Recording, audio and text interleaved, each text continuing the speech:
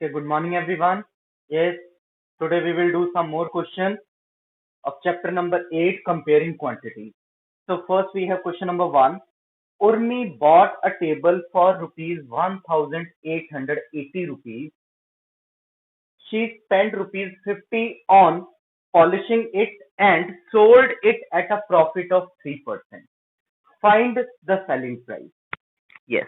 अब देखिए बेटा, मैंने आपको पहले भी एक्सप्लेन किया है कि जो अगर हम कोई भी चीज परचेज करते हैं उस पे कोई हम एक्स्ट्रा जो है उस पे स्पेंड करते हैं, जैसे कोई ट्रांसपोर्टेशन चार्ज हो गया या उस पे रिपेयरिंग का चार्ज हो गया या जैसे यहाँ पे पॉलिशिंग का चार्ज दिया हुआ है, that is called overhead charges. ठीक है, तो जो एक्चुअल सेलिंग प्राइस है वो उस जो आइटम है उसकी कॉस्ट के साथ जब हम ऐड करेंगे then we will get the actual cost price of that particular item. Clear?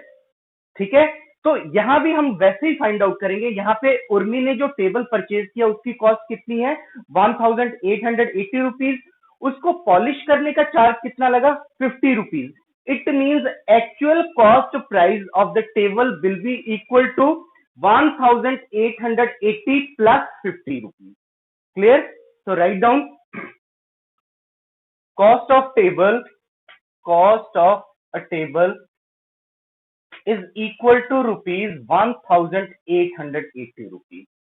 Money spent on polishing it is equal to rupees 50. Therefore actual CP of the table is equal to 1880 plus 50, and this is equal to 1930 rupees. 1930 rupees. तो ये हमारा actual CP आ गया table का। उसके बाद उसको उसने कितने प्रॉफिट पे सेल कर दिया, 3% प्रॉफिट पे। इट मींस प्रॉफिट परसेंट कितना हो गया, is equal to 3%. Find the selling price. Means what we have to find out? We have to find out the selling price of the table. Clear? And since we know that if CP and profit percent are given, then SP will be equal to 100 plus profit percent multiply by CP over 100. Clear? अब यहाँ profit percent जितना दिया और CP जितना हमने calculate किया, actual CP, वो यहाँ पे इनकी वैल्यूज पुट करके एसपी कैलकुलेट कर लीजिए। So this is equal to 100 plus 3 multiply by 1930 whole divided by 100। This is further equal to 103 multiply 1930 over 100। तो एक जीरो इससे कैंसिल हो गया, तो क्या आ गया, 103 multiply 193 over 10, and 103 multiply 193 is equal to 19,879. 19,879 divided by 10, and this is further equal to 1987.9. Clear? Hence selling price of the table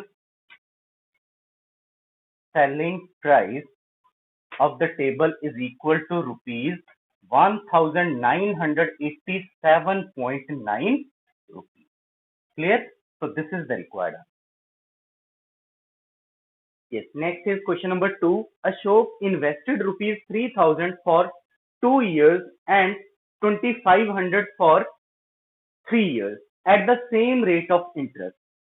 He received a total interest of rupees 810. Find the rate of interest. Very easy sum. अब इस question में क्या है बेटा कि अशोक ने 3,000 rupees 2 years के लिए इन्वेस्ट किए हैं। रेट ऑफ इंटरेस्ट हमें पता नहीं है वो कितना रेट ऑफ इंटरेस्ट पे इन्वेस्ट किया उसने, और 2,500 रुपीज उसने 3 इयर्स के लिए इन्वेस्ट किए at the same rate of interest. मतलब ये जो दोनों डिफरेंट अमाउंट हैं, डिफरेंट टाइम पीरियड के लिए जो इन्वेस्ट किए हैं, उनका जो रेट ऑफ इंटरेस्ट है दोनों केसेस में सेम है। दोनों केसेस में रेट ऑफ इंटरेस्ट क्या है, सेम है, और उन दोनों केसेस में जो टोटल इंटरेस्ट उसने रिसीव किया है that is 810 rupees. Clear? Then find the rate of interest.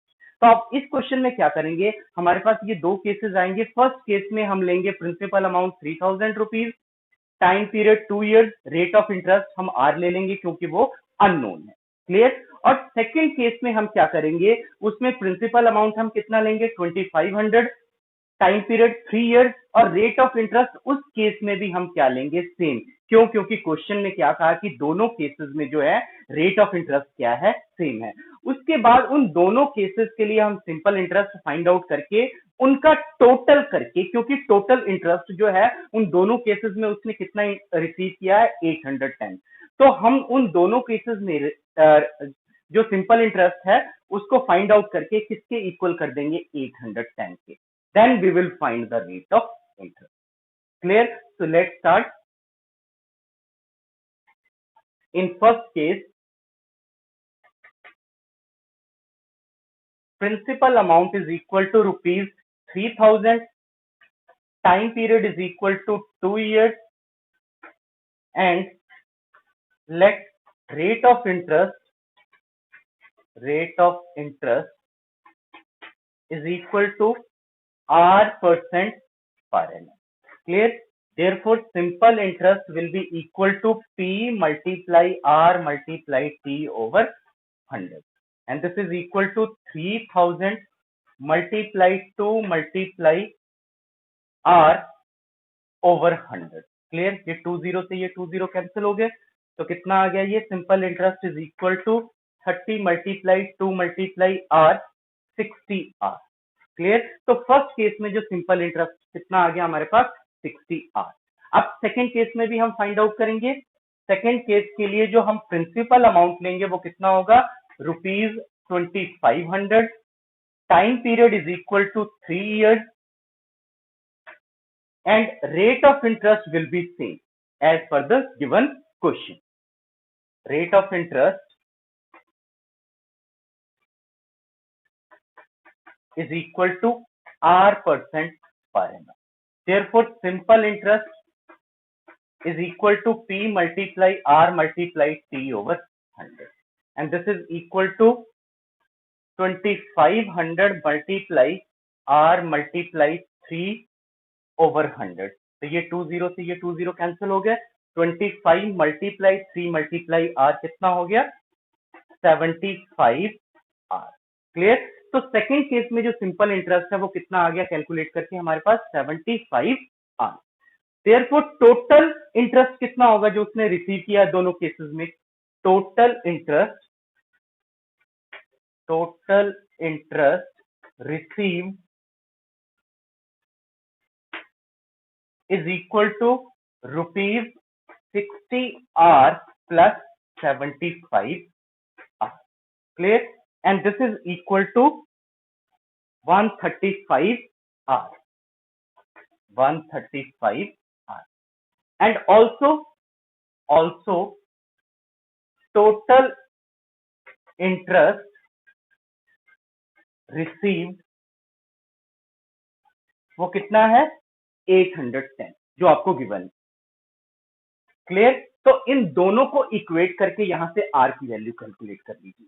Therefore 135 R is equal to 810.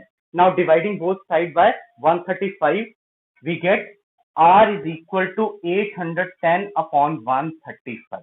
Now 810 divided by 135 is equal to 6. Clear? Hence rate of interest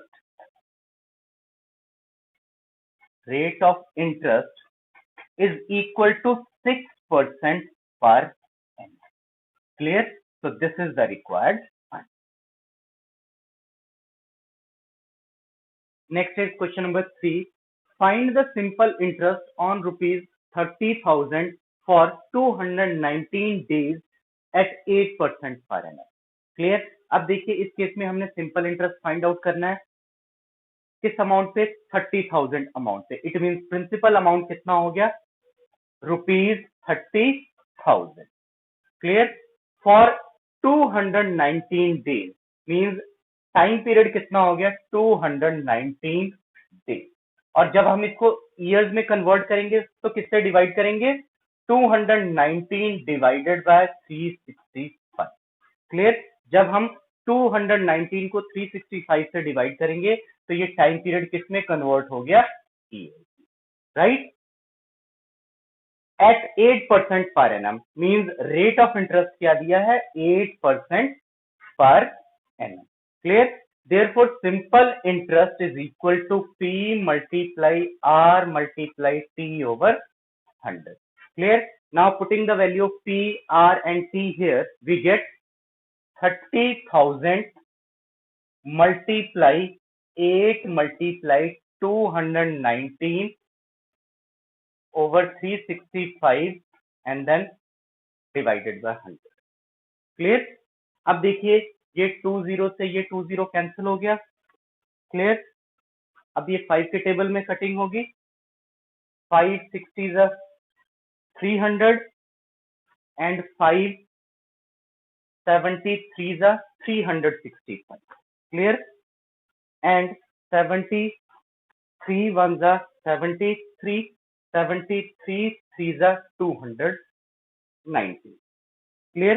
तो ये कितना आ गया हमारे पास 60 multiply 8 multiply 3 and this is further equal to 60 multiply 24 and this is equal to 1440. 1440.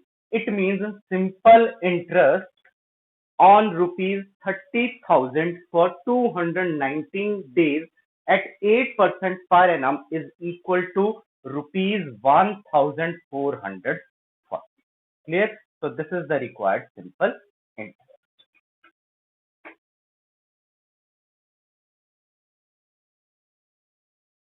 Next is question. Solve the equation